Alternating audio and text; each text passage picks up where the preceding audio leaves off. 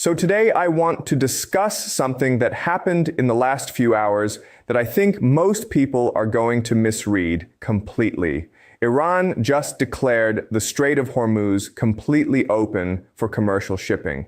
And within minutes, Trump posted on Truth Social in capital letters, and I want you to hear the exact words, "Iran has just announced that the strait is fully open and ready for full passage. Thank you. Thank you." The President of the United States, who spent 48 days bombing Iran, who imposed a naval blockade, who threatened to destroy Iranian civilization, said thank you to Iran. Now, every major news channel is going to cover this as a victory for America. Trump forced Iran's hand. Maximum pressure worked. The blockade succeeded. Victory is close. That is the narrative you are going to hear everywhere today. I want to argue the exact opposite. What happened today is not American victory. What happened today is Iran demonstrating for the entire world to see that it controls the terms of this situation, not America, Iran. And understanding why Iran has that control and why America could never have forced it otherwise requires understanding something that China built over the last decade that nobody in Washington was paying attention to. Let me walk you through this carefully, because once you understand the structure behind what just happened, you will never again believe that America is winning this war.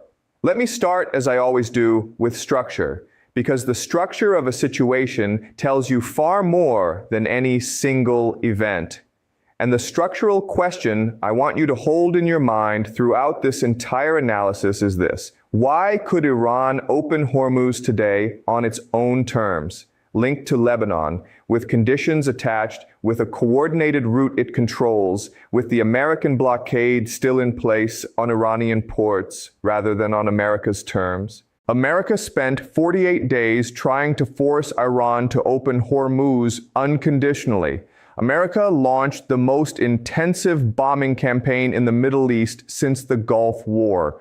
America imposed a naval blockade with over 10,000 personnel and 16 warships. America threatened to destroy Iran's power grid, its energy infrastructure, its remaining economic capacity. America said, and I want you to hear Hegseth's exact words from the Pentagon podium, "You can't control anything." And yet today, Iran opened Hormuz when Iran chose to, linked it to Lebanon, kept a coordinated route, kept the blockade on Iranian ports in American hands while making Iran's opening of the strait a diplomatic gesture, not a military surrender. Iran said, "Thank you for the Lebanon ceasefire, and we will open the strait in kind." America said thank you in capital letters. That is not how maximum pressure is supposed to end. That is not what "you can't control anything" produces. So what structural force gave Iran the ability to do this on its own terms instead of America's terms? The answer is China, not China in the news headline sense. China in the structural, decade-long architectural sense. And to understand that architecture, I want to use a framework I call the survival infrastructure. Let me explain what it is and why it matters so much. The survival infrastructure is the set of systems a country builds before a crisis that allows it to absorb punishment during the crisis without collapsing. It is not military hardware. It is economic architecture. It is the financial plumbing that keeps a country alive when its enemies try to starve it. And China spent a decade building Iran's survival infrastructure specifically because China understood long before this war started that this exact crisis was coming. Here is what that infrastructure looks like in practice. First, the oil payment system. China has been buying Iranian oil in Chinese yuan, not dollars, since the early years of American sanctions. This bypasses the SWIFT financial network entirely. SWIFT is the system that connects global banks and allows international dollar payments. American sanctions work by cutting countries off from SWIFT. If you cannot receive dollars, you cannot pay for imports. You cannot pay your military. You cannot function as a modern economy. Iran should have been cut off from global commerce years ago. It was not cut off because China built a parallel system that does not use dollars. A system where yuan flows from Chinese refineries directly to Iranian accounts through second-tier Chinese banks that have no exposure to American financial enforcement. America designed sanctions to cut Iran off from the dollar system. China built a yuan system and handed it to Iran. Second, the dark fleet. China has been operating what analysts call the shadow fleet or dark fleet for years. These are tankers that physically disable their automatic identification systems, the GPS transponders that tell satellite tracking services where they are. They sail invisibly. They conduct ship-to-ship transfers in international waters, far from port, transferring Iranian crude onto vessels with different flags and different ownership structures before those vessels sail to Chinese refineries. China's customs records show zero imports from Iran since 2022. Yet China's recorded imports of Malaysian crude in 2025 reached 1.3 million barrels per day, more than double Malaysia's entire oil production. The oil was Iranian. The paperwork said Malaysian.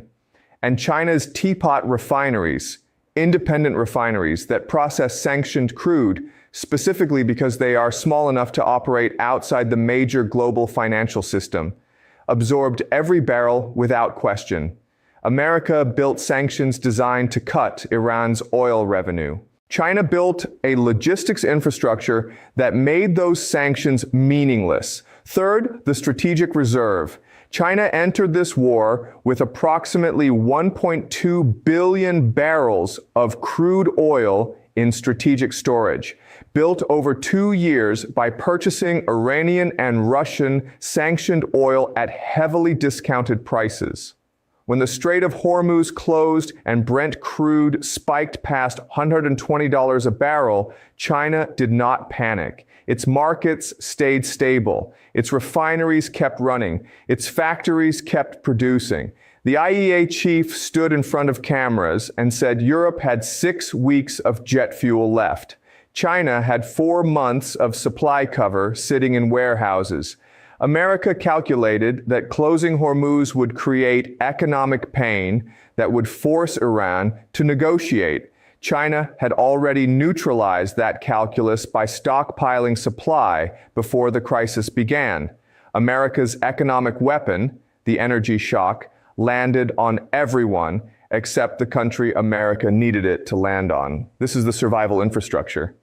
It is not a secret alliance. It is not a military pact. China never committed to defending Iran. China never promised to fight America. China simply built a decade-long economic architecture around Iran that made Iran resistant to the specific kind of pressure America was going to apply. And when America applied that pressure, 48 days of bombing, a naval blockade, financial sanctions, maximum pressure on every front, Iran survived. Not comfortably, not without damage. The central bank warned it could take 12 years to rebuild. But Iran survived well enough to choose when to open Hormuz and on what terms. And that choice, that single act of strategic agency, is what the survival infrastructure produced. Now I want to be precise about something, because I think it is important to understand exactly what China's role is and what it is not. China is not Iran's military ally. China did not fire a single shot in this conflict. China did not send soldiers or warships to defend Iran. China did not even openly defy the American blockade. When the Rich Starry, a Chinese-owned tanker, tried to pass through the strait under a Malawian flag with a spoofed transponder, it eventually turned back after American warnings. China has been careful throughout this entire war to stay below the threshold of direct military confrontation with the United States. What China is, and what it has been since long before this war, is Iran's economic insurer. The country that made sure that no matter how hard America pressed economically, Iran would retain enough oxygen to keep going. The country that bought the oil America was trying to embargo. The country that vetoed the UN Security Council resolution that would have authorized international force to open the strait. The country that called the American blockade dangerous and irresponsible in its strongest possible diplomatic language. The country that sent Wang Yi to call Araghchi and tell him that China was ready to support a resolution, and that opened the door for Iran to make today's move as a gesture of diplomatic goodwill rather than a military capitulation. China did not win this war for Iran. China made it possible for Iran to survive this war long enough to end it on terms that are acceptable to Iran. That is a completely different thing, and it is a far more sophisticated and far more durable form of power than anything that comes from military force. I want to use a historical comparison here because I think it illuminates the China dimension in a way that the news coverage is completely missing. Think about Britain and the United States during the Second World War. Before America entered the war formally in December 1941, it was providing Britain with what President Roosevelt called Lend-Lease: weapons, food, ships, raw materials, everything Britain needed to survive the German assault. America was not fighting Germany. America was not at war, but America was providing the economic and material architecture that allowed Britain to hold on long enough for the strategic situation to change. Without Lend-Lease, Britain does not survive 1941. Without surviving 1941, there is no D-Day in 1944. Without D-Day, the war ends differently. One country's quiet economic architecture changed the entire trajectory of the conflict. China is doing something structurally similar for Iran and in some ways more sophisticated. Britain was openly receiving American support. Everyone knew about Lend-Lease. It was public policy, debated in Congress, covered by newspapers. China's support for Iran has been almost entirely invisible. The yuan payments, the dark fleet, the strategic reserve, the UN veto, none of these announce themselves as a Chinese alliance with Iran. They simply function quietly, consistently, in ways that are very difficult for America to directly confront without triggering a much larger conflict. There is a second historical comparison that I think is even more illuminating. In 1956, Britain and France launched a military operation to seize the Suez Canal after Egypt's President Nasser nationalized it. The operation was military successful. British and French forces were winning on the ground. And then the United States told Britain to stop, not through military force, through economic pressure. America threatened to refuse to support the British pound if Britain did not withdraw. Britain's currency reserves were nearly exhausted. Faced with financial collapse rather than military defeat, Britain withdrew. France withdrew. Nasser kept the canal. And the moment was remembered ever after as Britain's Suez. The moment when Britain discovered that military success means nothing if the economic architecture underneath you can be pulled away. Today's events at Hormuz are America's Suez. Not because America was defeated militarily.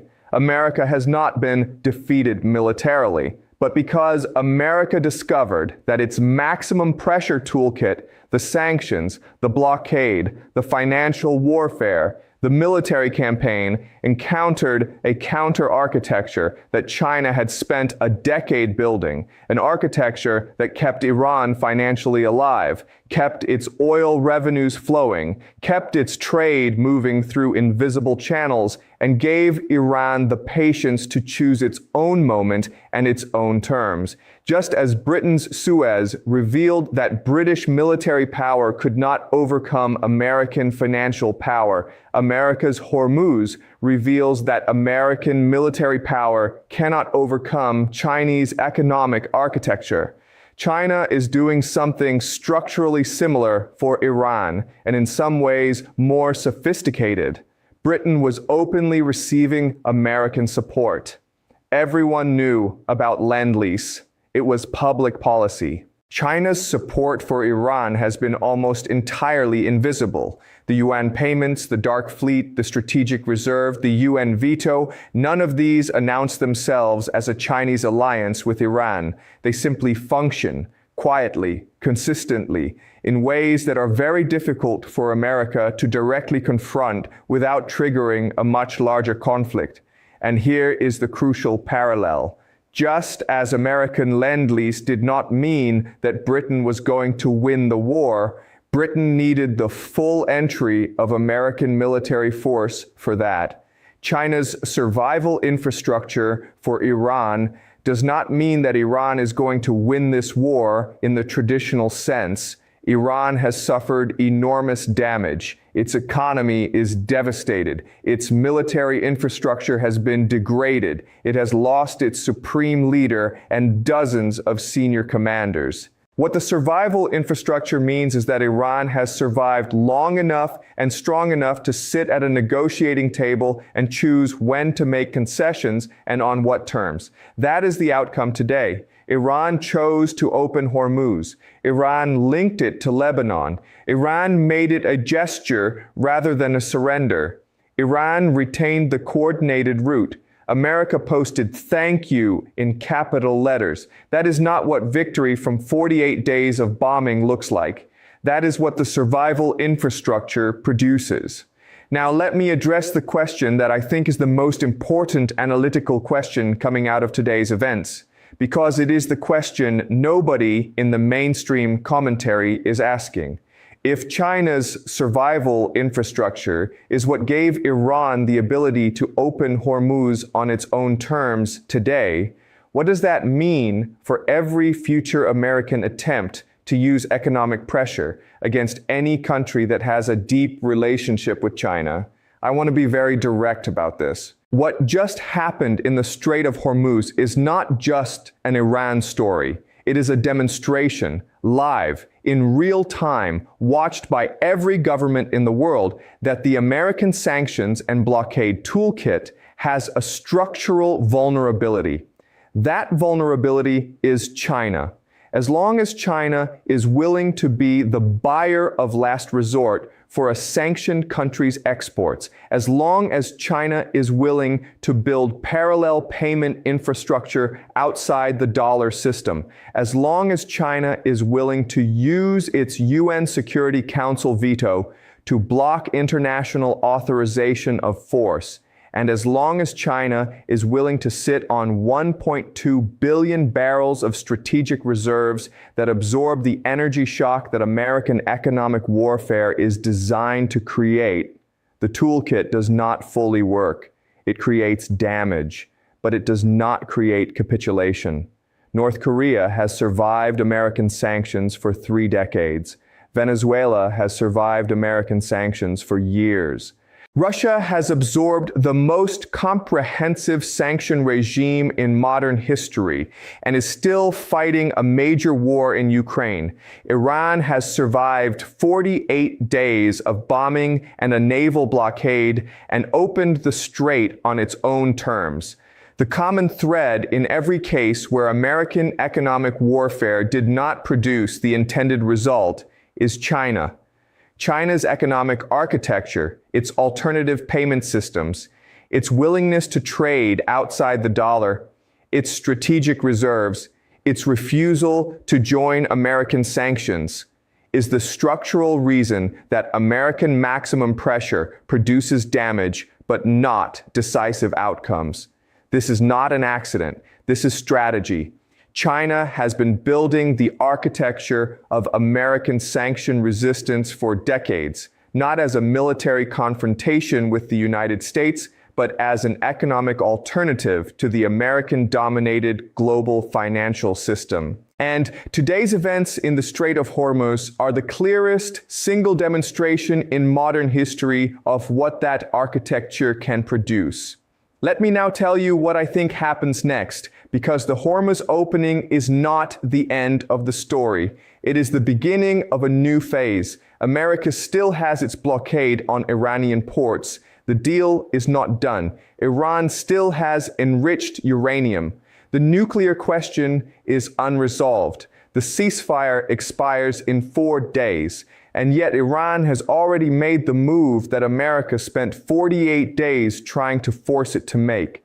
Iran opened the strait. Iran linked it to Lebanon. Iran set the terms. From this position, Iran negotiates, not from weakness, from the position of a country that demonstrated it could hold the world's most important energy choke point for 48 days, survive the most intensive American military campaign since the Gulf War, and still open the strait when it chose to, rather than when America demanded it to. That is an extraordinary negotiating position for a country that has been bombed for 7 weeks. What does China do in this next phase? China does what it has done throughout. It continues to call for a comprehensive ceasefire. It continues to warn against escalation. It continues to buy Iranian oil. It continues to provide the economic oxygen that gives Iran the ability to negotiate rather than surrender. And when the deal is eventually made, whatever form it takes, China will emerge with something more valuable than any military victory. China will emerge with a permanent structural position as the country the rest of the world goes to when it needs protection from American economic pressure. Spain's prime minister said it openly. There is nobody else who can resolve this situation except China. That is not a news comment. That is a structural verdict on the new architecture of global power. Let me bring this all together, because I started by saying that what happened today is being misread. And I want to be clear about what the correct reading is. America did not force Iran to open the Strait of Hormuz. Iran opened it when Iran decided to, linked to a condition Iran chose, the Lebanon ceasefire, on a route Iran controls, with an American blockade still in place on Iranian ports. Trump said, "Thank you." Stocks went up, oil went down, and everyone called it a victory. The correct reading is this: Iran was able to make that choice, able to choose the timing, the conditions, the framing, because China spent a decade building the economic infrastructure that kept Iran alive under the most intense American pressure it has ever faced. China's yuan payment systems, China's dark fleet logistics, China's strategic petroleum reserves, China's UN Security Council veto, these are the structural reasons that America could not simply force Iran's hand through military power alone. America brought maximum force. China had already built maximum resilience. And here is the deeper lesson. The Strait of Hormuz is 33 kilometers wide at its narrowest point. America deployed 16 warships and 10,000 personnel to control it. And it still had to say thank you when Iran decided to open it. That gap between America's deployed military power and its actual strategic outcome is China's work. Not through a single dramatic action, not through a declaration of war, but through a decade of quiet, patient, invisible economic architecture that America either did not see or chose not to take seriously. Every empire eventually faces the moment when it discovers that the rules of the game have changed while it was not paying attention. Rome discovered it in the Parthian Wars. Britain discovered it at Suez in 1956. America is discovering it today at the Strait of Hormuz. Iran did not defeat America. China did not defeat America. What happened is more precise and more permanent than a defeat. The architecture of American global economic power, the sanctions toolkit, the dollar system, the ability to use blockades to force political outcomes, encountered the counter-architecture that China spent a decade building. And the counter-architecture worked. Iran opened Hormuz when Iran chose to. That is the outcome. And that outcome will be studied in strategic academies and foreign ministries for decades. I want to leave you with one number. China's customs records show zero imports from Iran since 2022. Yet China's recorded imports of Malaysian crude in 2025 reached 1.3 million barrels per day, more than double Malaysia's entire oil production.